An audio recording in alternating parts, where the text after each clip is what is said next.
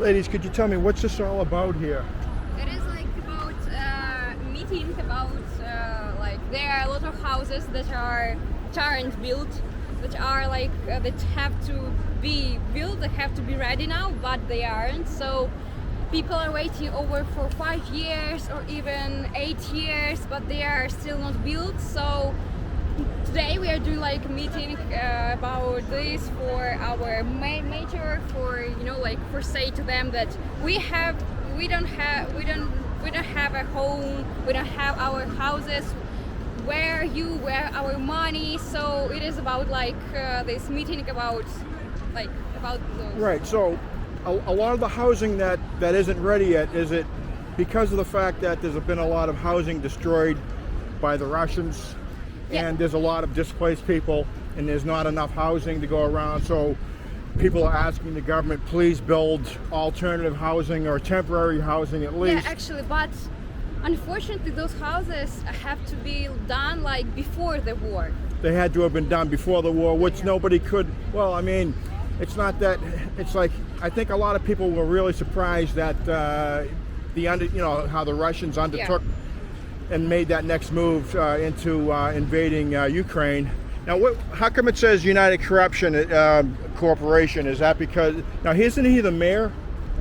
Yeah, he is. It's like our mayor, and we want him to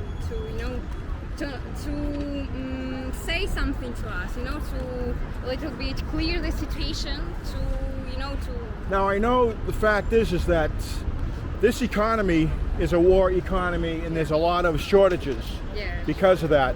The United States and other countries, mainly billions and billions of dollars, really are being, even separate and aside from military equipment and ammunition, and are being put into the Ukrainian government to help keep it running for pensions and for public employees. So it's a tough situation, I know. And the thing is like, but there's also been people that have taken off with millions.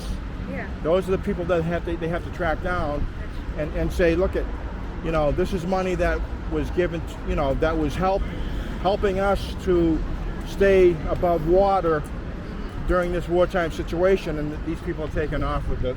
Those are the corrupt ones. Yeah.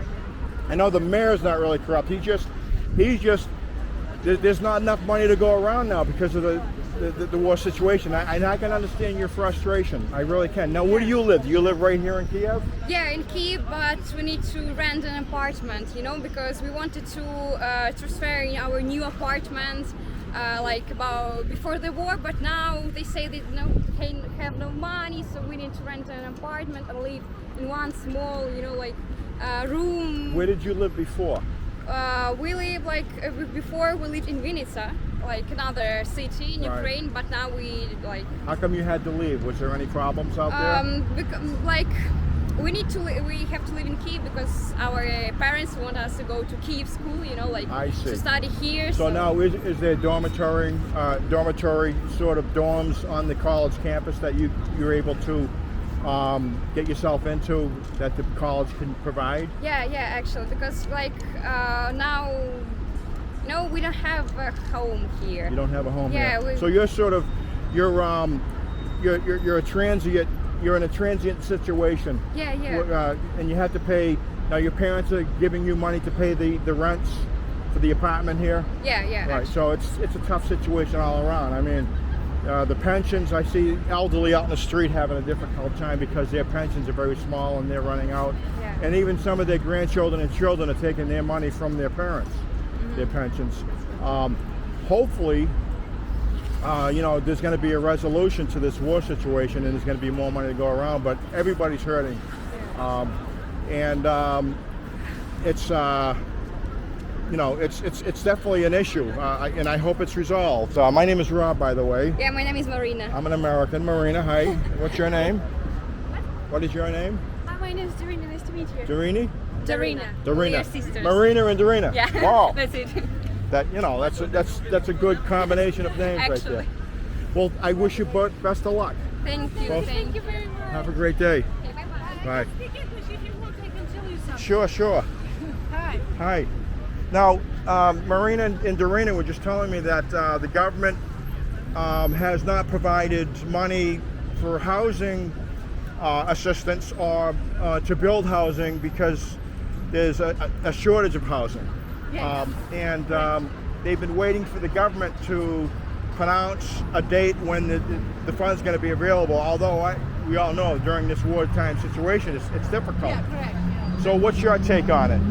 So we invested 5 years ago. We invested money in the apartments. Oh, so you were paid full amount. oh full, for what? full So amount. yes, because I noticed that here in Europe and like in Turkey and Dubai, Yeah. sometimes they say 50% up or 60% up, and then you pay the balance. So Yeah, you yeah. put money up front and then they never completed the Yes. housing. So that's private contractors, right? That wasn't governmental housing. No, it's the company belongs. 80% of the company belongs to government. Oh, no Yes. kidding. I see. Yeah. So that complicates the situation even more. So, because I did notice that, I noticed that those are the procedures here in Ukraine and in many other European nations, and Dubai, the Middle East too, is where they require a certain amount down, Yeah. or even some people pay 100% down, and the construction hasn't even started. Yeah. They just require the money down as a deposit, maybe 60, 50%, Yeah. and then you pay the balance at the end. Most So- likely in Ukraine, we have to collect money Right. during the entire life, let's say, to buy for our children. Exactly. apartment. How much Because money we did have you very- put down? We have very Right. big interest, bank interest. Of or, course. Oh, yeah. Companies. So interest. are you still paying the interest on those loans? No, Okay. because we paid full You paid- amount. you All paid the full these amount. You paid people, cash up front. 90% of the people paid full amount Wow. for the apartment. That's it's sad. like $50,000,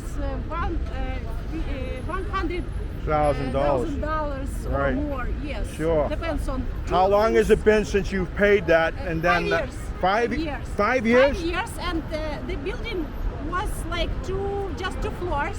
Oh wow.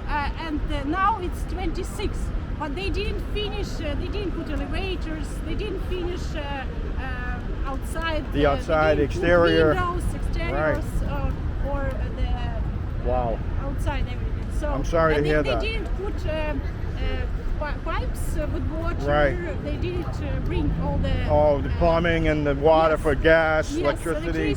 everything. Wow. So, and it's everything. It's everything responsibility of the government. Right. And other 20% of this company belongs to corrupted government, corrupted people who work in government. I see. Sorry. Right. So they for took the money and ran. Yeah, before the war, they knew the war will start. They're They using that took money to- in their private jets and went abroad, and especially the person who managed this big company. It's Kyiv in Russian, in Ukrainian language. Kyiv. Right. He was main manager of this company, and he left abroad, and now he's in Austria abroad also. Oh wow. As well. They cannot. Now the government can't have them brought back.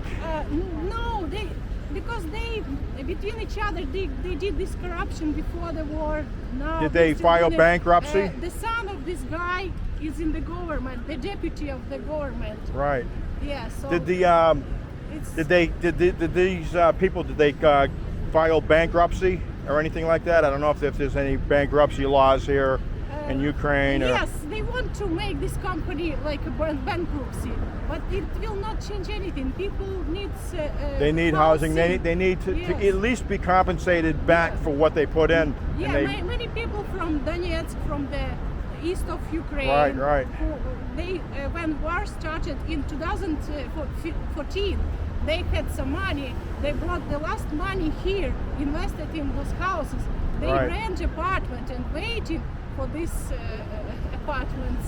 Wow. Yes, it's very hard. I'm sorry to hear that. What's your name? Olga. My name is Robert. Olga, Thank you so nice, much. very nice to meet you. And Nice to meet you too. I hope there's some sort of resolution between the government and getting back the money from the people that fled with it, Yeah. to Austria or wherever they went, Yeah. because that's, you know, that's definitely corruption. I was so flat with my daughter. It's but at the same time, I think that the government. I don't think the government intended, you know, to do that intentionally. I think that these people, for the most part, they took off, and now, but the government still is responsible for 80% of that. Yeah, for sure. And we're in a wartime situation. Hopefully, things will, you know, settle down, and there'll be more money available. But I hope you get recompensated. Yeah, where are you from? I'm from Boston, Massachusetts. Wow. Yes. Okay, I'm living now with my daughter, as we fled in the beginning of From war. Donetsk? I'm living in Toronto,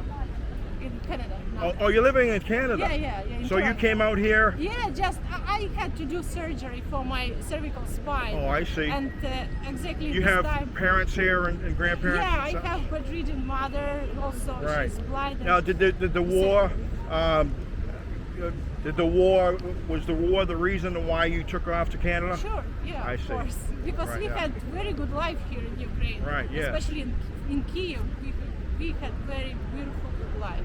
Right. Yeah, we had the opportunity to make money, to build life to our, how to say? And now you want to get, you know, compensated for what you invested, which is reasonable. Yeah, I mean, yeah. For example, my daughter, she's 16 years old, and they thought that she will have her own apartment when she will grow up. So, right, of course. Yeah, of course. It's a tough situation. Olga, I wish you the best. Thank you so much. You're very welcome. And Good luck.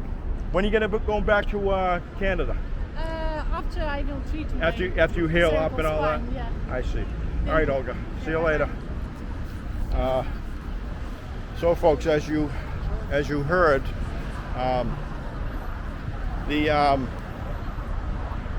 they're protesting because in Ukraine, and we'll just say Ukraine, and you know there's other countries that do that, but the Ukrainians, you know, the government worked with other private contractors or companies to erect a building, and what they do is they require you know, they work on certain down payment plans, or even some people pay 100% cash for their units. And the building hadn't, in most cases, the building hasn't been constructed.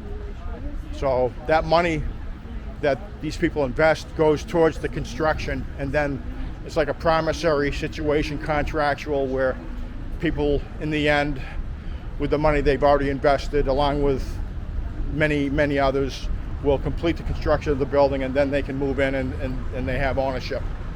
They have a newly built unit. But a lot of these people, as you heard, took off, you know, the 20% of the private companies, and now the government, you know, is responsible for reimbursing these people. And of course, we're in a wartime situation, so it's difficult for the government to find money to pay their own employees. The United States is footing the bill, and other countries in Western Europe are footing the bill to help pay for public employees and pensions and other things. But all right, folks, I'll get back to you. We'll talk more about other stuff. See you later.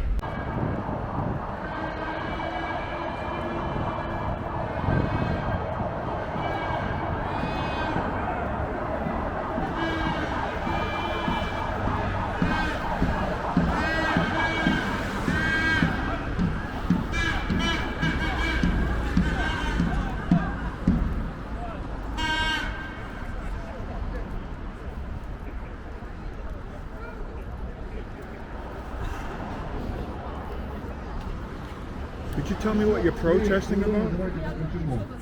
Could you? What's the protest about? What do you protest? What's the protest about? What is the protest about?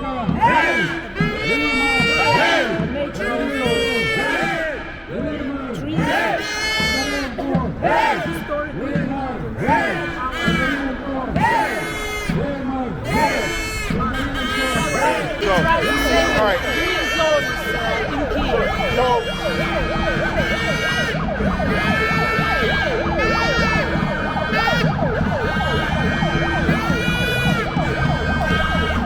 So So you're protesting the destruction of natural resources, architectural structures, Yes. and what else? I don't know how to tell this in English. Yeah. Yes. I can speak a little. Yes. So what's the protest about? This is about conversation of nature, natural reservation, conversation, protection of nature, any green zones, trees in the city and around city. Okay, and that includes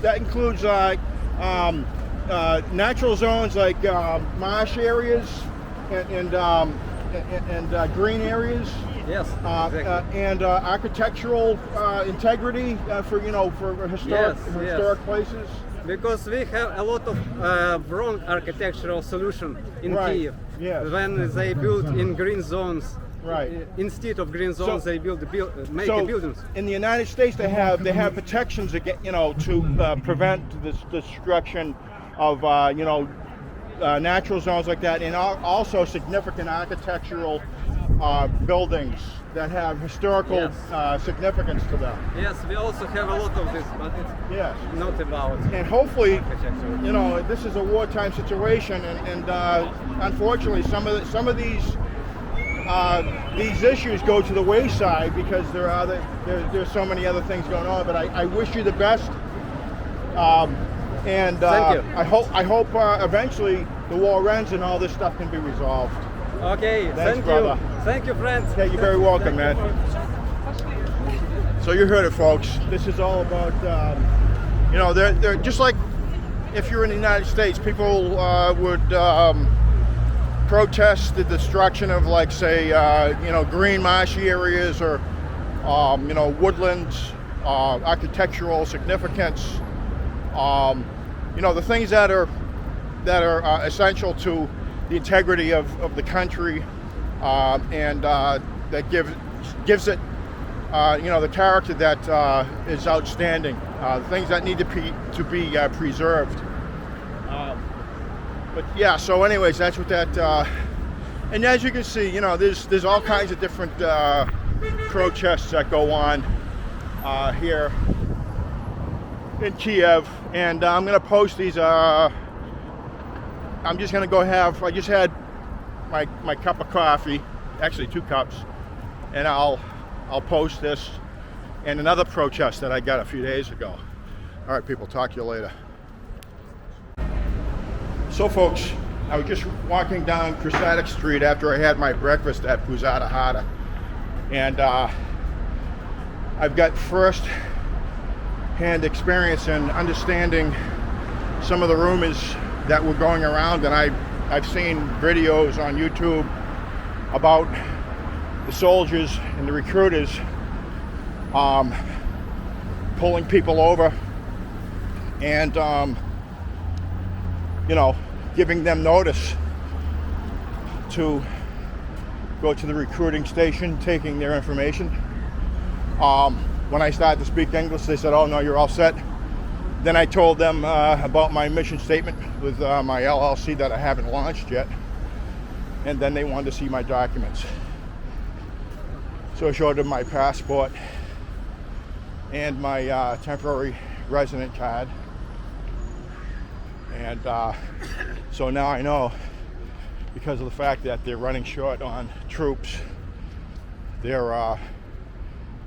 you've got the soldiers and the recruiters out there, and they're checking people's documents. Anyways, we got another protest here, folks. Let's see what this one's about.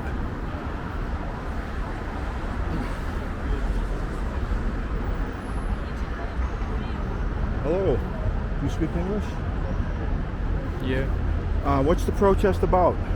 about LGBTQ. It's the what? LGBTQ. Oh, LGBTQ. Yeah. Now, are you for or against it? Against. Okay, you're against it. All right. So, I'm conservative. I'm a normal man. I like women. You know what I'm saying? Nice. But the thing is like, sorry. Okay.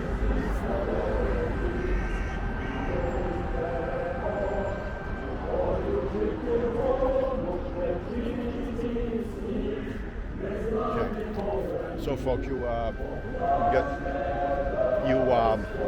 heard the news. So, this is a protest against LGBTQ,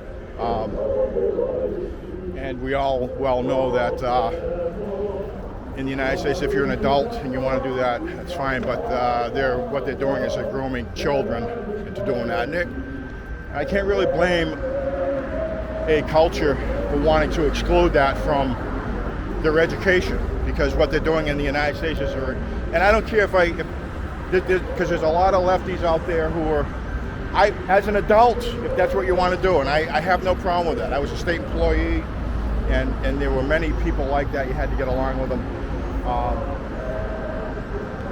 believe, but the Ukrainian people, just like the Jamaicans or some African countries, they don't want to include that in the curriculum of their education of the children, and that's why they're protesting, because they don't want any of that in their curriculum, in their education. Bringing kids up like that is not real. It's not a good thing. So that's why they're protesting.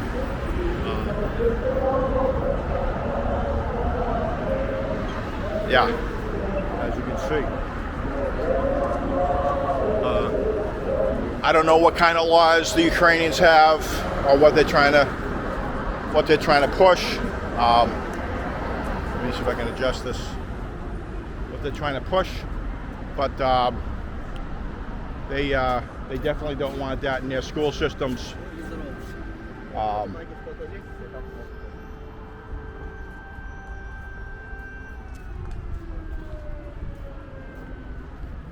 And as you know, the Russian state has also criminalized LGBTQ.